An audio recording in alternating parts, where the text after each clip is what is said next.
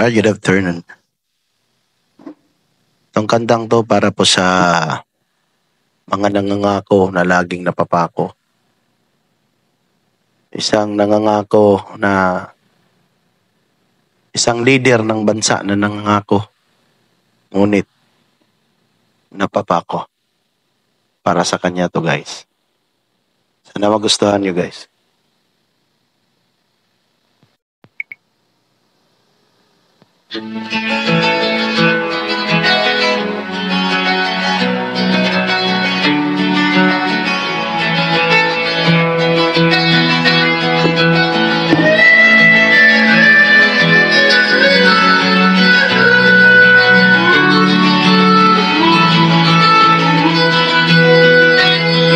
Sanang pangako mong bigas na tag 20 kilo, ngayon na may sinabi mong pangarap lang. Bakit ba pabago-bago ang takbo ng utak mo? Sana man lang gamitin mo ang iyong puso. Ngayong nakaupo ka na dyan sa palasyo, sapagkat inihalal ka ng mga tao. Bakit daing ng bayan ay di mo naririnig? At dahil ba sa sariling interes, palagi kang laman ng dyaryo, dumayo ka sa ibang bansa. Mga kababayan mo'y nalimot mo na.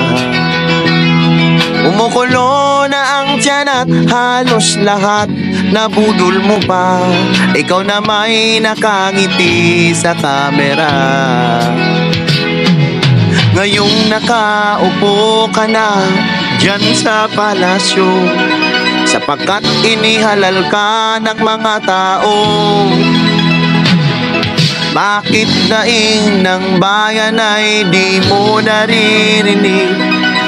Dahil ba sa kalansing ng pera?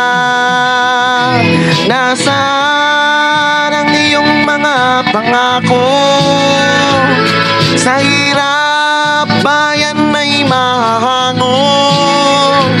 Nasaan? Nasaan? Itong mga mamamayan, baon na sa mga utang. Ito ba ang pangako mo, kaunlaran? Nasaan ang iyong mga pangako? Sa hirap bayan may mahango. Nasaan?